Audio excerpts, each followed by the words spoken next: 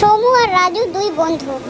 তাদের মধ্যে বন্ধুত্ব তো খুবই আছে, কিন্তু তাদের মধ্যে সমু হলো অনেক ধনী আর রাজু নিজে নদী থেকে মাছ ধরে নিজের সংসার চালায় মাছ বিক্রি করে।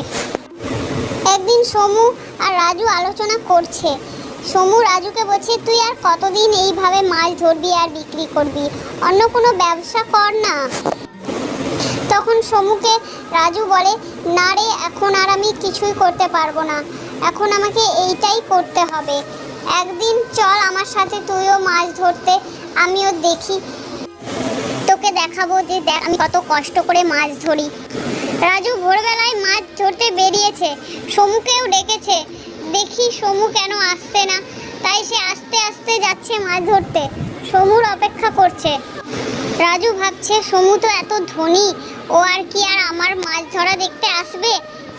রাজু তখন দেখে সমু আর আসে না।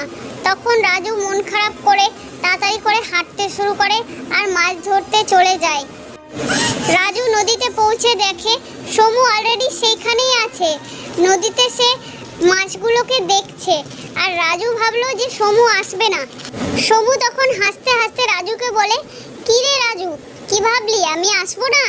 আমার অনেক টাকা পয়সা, আমার অনেক ধনী আমি, তুই এটাই ভাবলি না? পাগল কোথাকার, দেখ আমি এসে তোর থেকে আগে এসে আমি বসে আছি, আর তুই এখন এলি। চল আমরা দুজনে মিলে আজ মাছ ধরবো। রাজু তখন দেখে যে অনেক বড় বড় মাছ নদীতে। তখন সে অনেক বড় বড় মাছ ধরে আর সে বাড়ি যায়। আর সমু বলে, কি রে দাঁড়া, আমিও তো যাব নাকি। রাজু আর সমু একসাথে বাড়ি যাওয়ার সময় মাছগুলো একটি ঝুড়িতে করে রেখে দেয়। তারপর রাজু বাড়ি চলে যায় আর সমু একটু আবহাওয়া ভালোর জন্য একটু বাইরে ঘুরতে বেড়ায়। সমু তখন একা একা ঘুরছিল আর তার সামনে হঠাৎই এক শাকচুন্নি চলে আসে। তখন সমু তারপর থেকে আর সমুকে পাওয়া গেল না। শাকচুন্নি কি করতে পারল না।